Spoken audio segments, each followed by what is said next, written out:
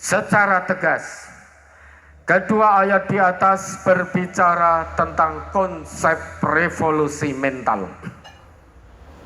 Keduanya menjelaskan bahwa Allah Subhanahu wa Ta'ala tidak akan pernah mengubah suatu kaum atau bangsa sebelum kaum atau bangsa tersebut mengubah apa yang terdapat dalam dirinya.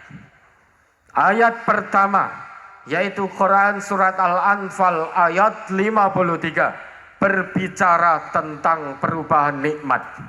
Sedangkan ayat yang kedua, yakni Quran surat Ar-Ra'd ayat 11, di situ menggunakan kata ma yang berarti apa-apa, sehingga mencakup perubahan apapun, yakni baik dari nikmat positif menuju nikmat negatif atau murka ilahi, maupun dari negatif menuju positif. Lain daripada itu, ayat-ayat di atas juga berbicara tentang perubahan sosial yang berlaku bagi masyarakat masa lalu, masa kini, dan masa mendatang. Ayat-ayat tersebut berbicara tentang hukum-hukum kemasyarakatan, di samping menyangkut pula orang per orang atau individu. Hal ini terlihat jelas dari penggunaan kata kaum. Perubahan sosial hanya terjadi kalau anggota masyarakat itu terlibat dalam upaya perubahan tersebut. Dengan kata lain, perubahan tidak akan pernah terjadi jika hanya sebagian anggota masyarakat yang terlibat dan sebagian yang lain tidak terlibat. Oleh karena ayat-ayat tersebut berbicara tentang kaum, maka ketetapan yang sedang ditunjuk oleh kedua ayat tersebut bersangkut paut dengan kehidupan duniawi, bukan ukhrawi. Hal ini mengisyaratkan adanya pertanggungjawaban yang sifatnya pribadi, dan ini akan terjadi di akhirat kelak berdasarkan firman-Nya dalam Quran surat Maryam ayat 95 yang mafhumnya tiap-tiap mereka akan datang menghadap kepadanya sendiri-sendiri. Dan ada juga tanggung jawab sosial yang bersifat kolektif sebagaimana yang ditunjuk oleh firman-Nya dalam Quran surat Al-Anfal ayat 25 yang mafhumnya, hindarilah cobaan yang tidak hanya menimpa secara khusus orang-orang yang berlaku aniaya di antara kalian, dan ketahuilah bahwa sesungguhnya Allah sangat pedih pembalasannya. Ayat-ayat perubahan di atas mengisyaratkan bahwa pelaku perubahan ada dua, yaitu Allah Subhanahu wa Ta'ala dan manusia. Manusia berkewajiban mengubah sisi dalamnya, sehingga kalau ia telah mengubah sisi dalamnya, Allah pun akan turun tangan untuk mengubah sisi luarnya sesuai dengan apa yang diharapkan oleh manusia. Sisi dalam manusia terdiri dari banyak hal, yang terpenting di antaranya adalah nilai-nilai yang dihayatinya, kehendak dan tekadnya untuk berubah. Mustahil terjadi perubahan jika tidak ada nilai-nilai yang dihayati. Demikian pula tidak mungkin terjadi perubahan kalau nilai-nilai yang dihayati itu tidak diupayakan mewujudkannya melalui tekad yang kuat. Oleh karena itu, bisa saja terjadi perubahan prinsip atau terjadi perubahan penguasa, tetapi tidak terjadi perubahan. Sebab nilai-nilai yang dihayati oleh masyarakat tersebut tidak dapat mereka wujudkan dalam kehidupan nyata karena ketiadaan tekad yang kuat untuk berubah. Sejak dini Al-Quran telah membeberkan hakikat manusia adalah ciptaan, perpaduan antara sisi dalam dan sisi luar. Sisi dalam manusia disebut nafas atau diri atau jiwa. Sedang sisi luar manusia dinamai jism, yakni badan. Oleh sebab itu, Islam memandang manusia dari sela-sela nalurinya yang asli, faktor dan ciri-cirinya sebagai suatu ciptaan yang saling beriringan. Karenanya Allah Subhanahu wa Ta'ala pun menetapkan adanya kesenangan sisi dalam dan sisi luar manusia. Kalaupun ada batasan dan larangan terhadap kecenderungan itu, maka hal tersebut dimaksudkan untuk menjaga manusia dari kehancuran. Islam menyadari adanya kesenangan manusia pada sisi dalam dan luarnya. Allahu Akbar, Allahu Akbar, la ilaha illallah, wallahu akbar, Allahu Akbar, walillahil hamd. Kaum muslimin dan muslimat rahimakumullah. Jati diri manusia dapat dididik dan mendidik dalam kerangka revolusi mental. Allah Subhanahu wa Ta'ala memberikan perangkat fitrah, yakni sistem dan kecenderungan asli berupa potensi internal, yakni akal, qalb dan nafas, serta potensi eksternal, yaitu kelenturan fisik. Tidak dipungkiri, setiap individu manusia tercipta.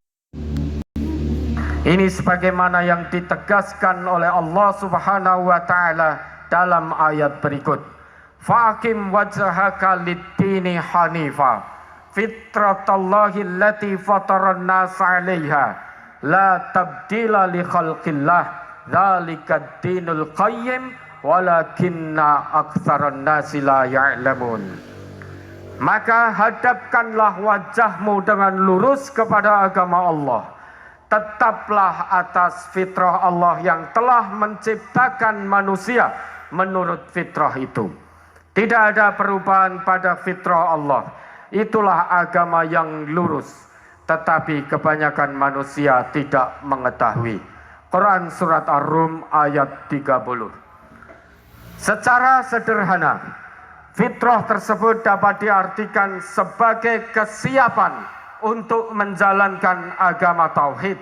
Dengan kata lain, di dalam fitrah tersebut terkandung tauhid, keikhlasan dalam mencapai tujuan, mencintai karena Allah semata, menghambakan diri hanya kepadanya, menegakkan amar ma'ruf, melakukan nahi mungkar, menghalalkan yang baik-baik dan bermanfaat, serta mengharamkan yang buruk-buruk dan membahayakan. Jamak diketahui bahwa manusia memiliki kesamaan dengan binatang, sama-sama memiliki panca indera, sama-sama memiliki gerakan dan keinginan, serta jenis-jenis perasaan lainnya. Seandainya pada diri manusia tidak ada kekuatan fitrah dan kemampuan berpikir yang mendorongnya untuk mengetahui kebenaran dan menghendaki kebaikan, niscaya kedudukan manusia itu sama saja dengan binatang atau bahkan lebih rendah dari binatang. Dengan demikian, manusia bisa memilih antara mempertahankan dan mengembangkan fitrahnya sehingga ia benar-benar menjadi manusia sejati yang berbeda dari binatang, atau menghilangkan fitrah dirinya dan kemampuannya berpikir sehingga ia menjadi seperti binatang. Oleh karena itu, ada beberapa aspek pada diri manusia yang harus diperhatikan agar ia menjadi manusia yang bermental sehat, berakhlak, beradab, dan bermoral, sehingga dapat menjalankan semua fungsi dan tugas kemanusiaannya dengan baik dan benar.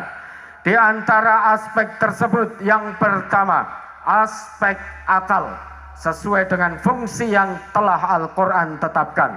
Yang kedua, aspek qalb atau hati, sesuai dengan fungsi yang telah Al-Quran tetapkan.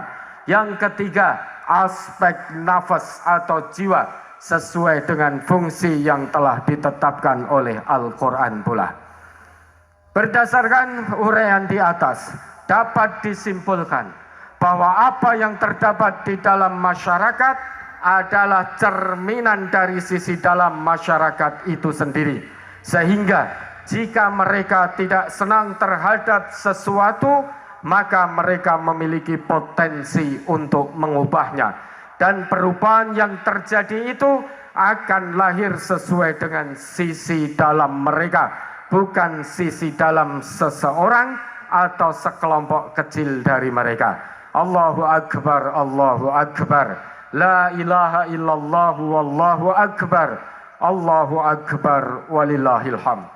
Kaum muslimin dan muslimat rahimakumullah, dalam perubahan proses sosial yang serba cepat seperti sekarang ini, banyak orang kehilangan kompas hidup dan menjadi terasing dari sumber inspirasinya sebagai manusia yang bertuhan.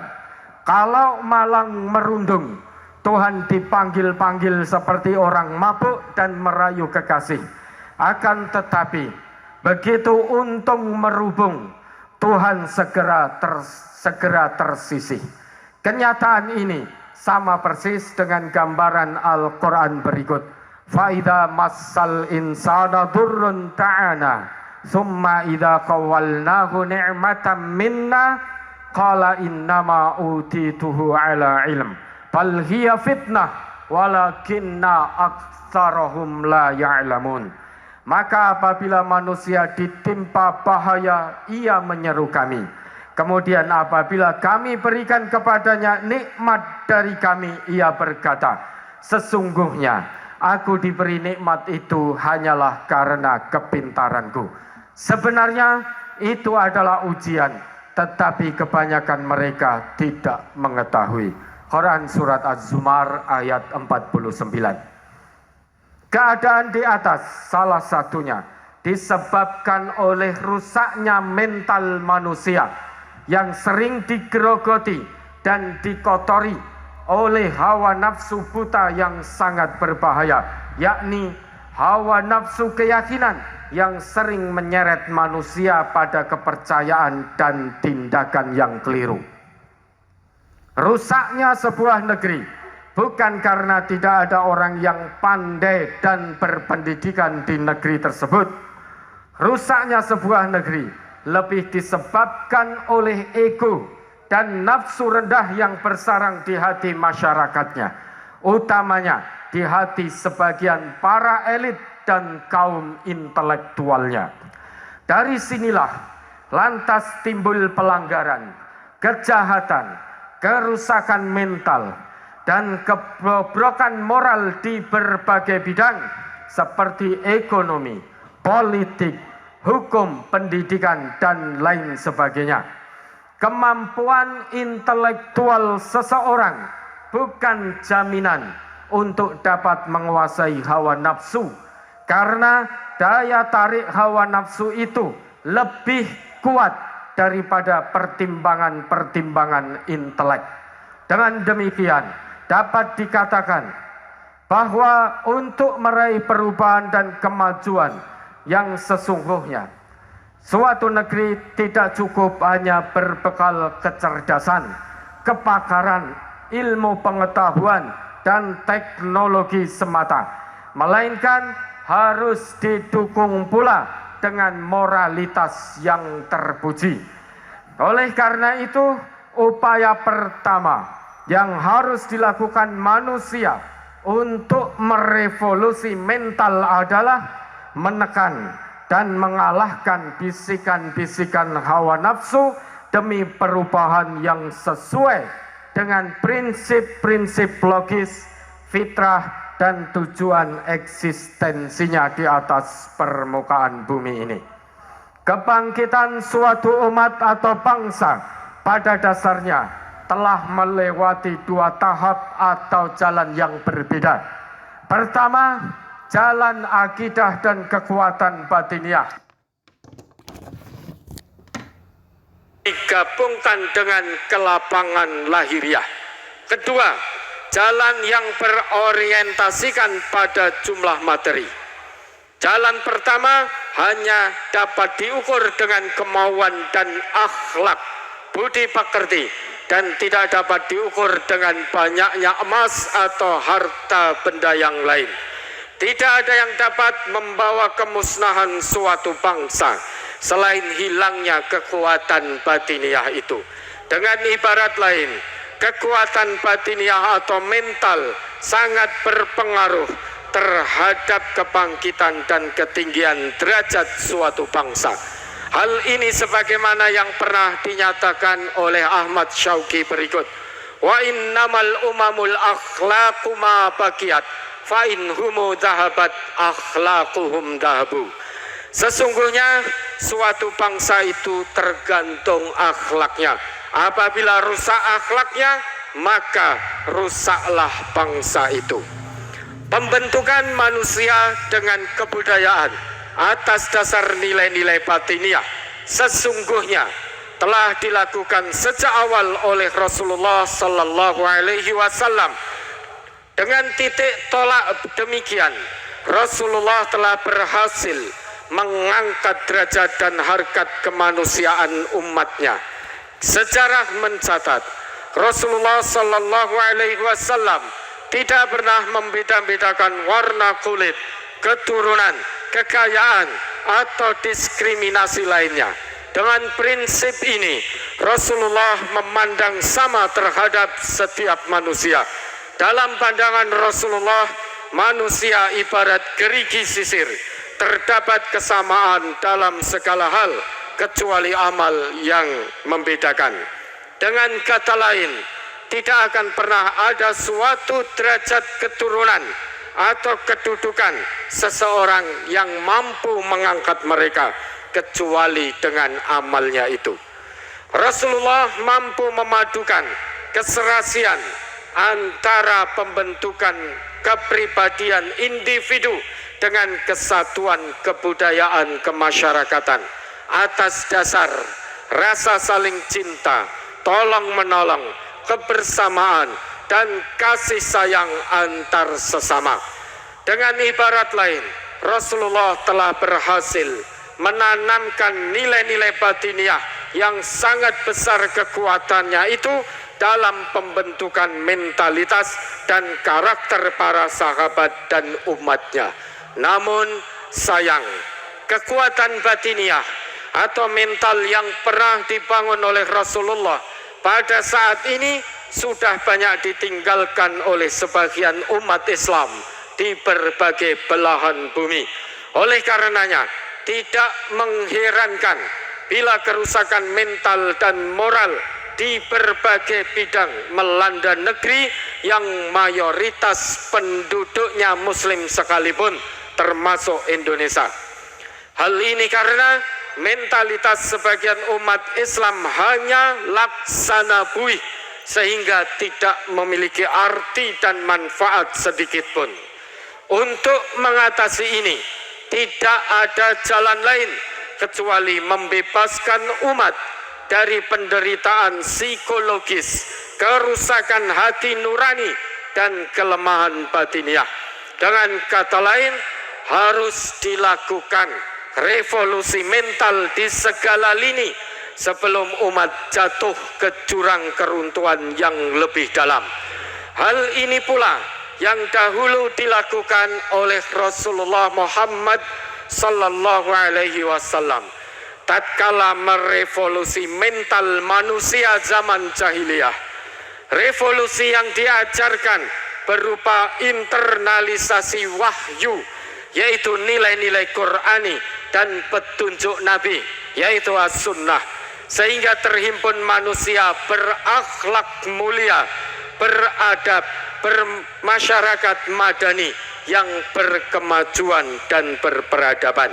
Mudah-mudahan momentum Idul Adha ini memotivasi kita untuk menjadi orang yang lebih beriman dan bertakwa, tangguh serta tabah menghadapi ujian dan cobaan keimanan dan ketakwaan, menjadi pelopor dalam dakwah, meninggikan kalimat-kalimat Allah Subhanahu wa taala dengan mengambil ibrah serta meneladani kisah Nabi Ibrahim alaihi salam. Qad kanat lakum uswatun hasanah fi Ibrahim walladzina ma'ah. Sungguh benar-benar ada suri toladan yang baik bagimu pada diri Ibrahim dan orang-orang yang bersama dengannya. Quran surat Al-Mumtahanah ayat 4. Sebagai penutup, mari sejenak kita khusyuk dan khudu' memanjatkan doa kepada Allah Subhanahu wa taala. Allahumma salli ala Muhammad wa ala ali Muhammad kama sallaita ala ali Ibrahim wa barik ala Muhammad wa ala ali Muhammad kama barakta ala ali Ibrahim innaka Hamidum Majid. Allahumma ighfir lil muslimina wal muslimat wal mu'minina wal mu'minat al ahya'i minhum wal amwat. Allahumma alif baina qulubina wa aslih dhata bainina wahdina subulas salam wa najjina minad dhulumati ilan nur wa jannibna al fawahisha ma dhahara minha wa ma batan wa barik lana fi asma'ina wa absarina wa qulubina wa azwajina wa dhurriyyatina wa tub alaina innaka antat tawwabur rahim. Allahumma aslih lana dinana alladhi huwa ismatu amrina wa aslih lana dunyana allati fiha ma'ashuna wa aslih lana akhiratana allati ilaiha ma'aduna waj'alil hayata ziyadatan lana fi kulli khair waj'alil mauta rahatan lana min kulli syarr. Rabbana hab lana min azwajina wa dhurriyyatina qurrata a'yun waj'alna lil muttaqina imama. Rabbana la tuzigh qulubana ba'da idh hadaitana wa hab lana min ladunka rahmah innaka antal wahhab. Rabbana atina fid dunya hasanah wa fil akhirati hasanah wa qina adzabannar walhamdulillahi rabbil alamin. Wassalamualaikum warahmatullahi wabarakatuh. Baik pemirsa MTA TV dimanapun Anda berada, setelah tadi kita sudah mengikuti rangkaian sholat Idul Adha 1444 Hijriah ya, yang diselenggarakan oleh Majelis Tafsir Al-Quran. Betul sekali, sudah menghadirkan tausiah ataupun juga khutbah di kesempatan kali ini oleh Al-Ustadz. Mudah-mudahan ini juga menjadikan semangat ya, semangat tersendiri bagi kaum muslimin untuk terus bisa memperbaiki diri di setiap saat, di setiap waktu.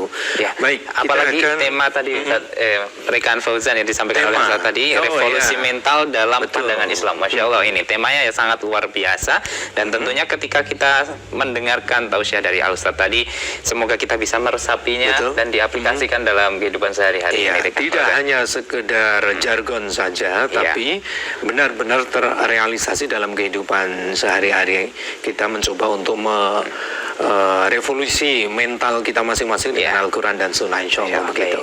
Baik, di pantauan layar televisi masih terlihat para peserta sholat Idul Adha ini ya, sudah persiapan selesai untuk pulang. Dan yang luar biasa lagi rekan Fauzan, tadi untuk jumlah jamaah ada puluhan ribu ini, Masya Allah. Iya.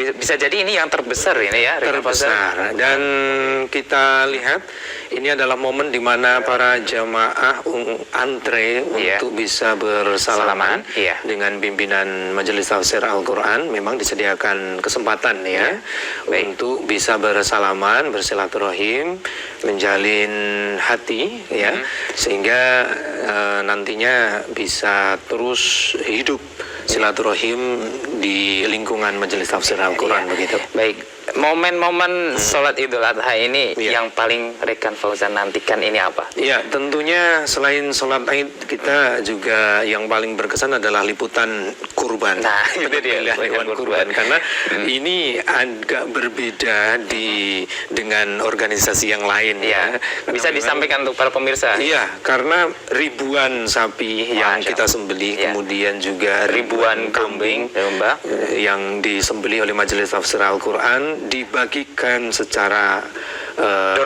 door to door rapi, tidak menimbulkan permasalahan baru. Ya. Ini bisa dicontoh oleh masyarakat luas begitu. Baik, memang warga MTA itu terkenal dengan kedisiplinannya Iya, ya Rekan betul. Fauzan. Terus seperti halnya di sholat Id pada kesempatan kali ini, lihat tidak ada sampah sedikit pun yang terpantau Iya. di sana ini Rekan Fauzan. Karena datang bersih, prinsipnya datang bersih, pulang pun juga bersih. dalam keadaan bersih. Masya Allah. Karena ini menjadi contoh di mana tidak hanya sekedar kata-kata revolusi mental Mental, itu, ya. tapi juga kembalinya kepada diri kita masing-masing. Ya. Terlihat di layar kaca Anda, pemirsa, ini masih diberi kesempatan bagi peserta Ya. sholat Idul Adha bersalaman dengan pimpinan Majelis Tafsir Al-Quran Ya. untuk terus menjalin silaturahim, Menautkan hati, menautkan gitu. hati, saling sapa, saling senyum.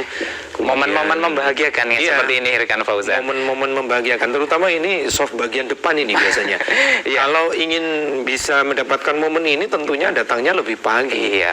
Bisa jadi subuh di lokasi Rekan Subuh di Fauzan. lokasi, banyak teman-teman yang memang atau saudara-saudara kita yang memang subuhnya di lokasi Iya. mempersiapkan peralatan dan lain sebagainya begitu. Masya Allah ya. Ini Dimanfaatkan akan- juga ya. untuk berfotoria.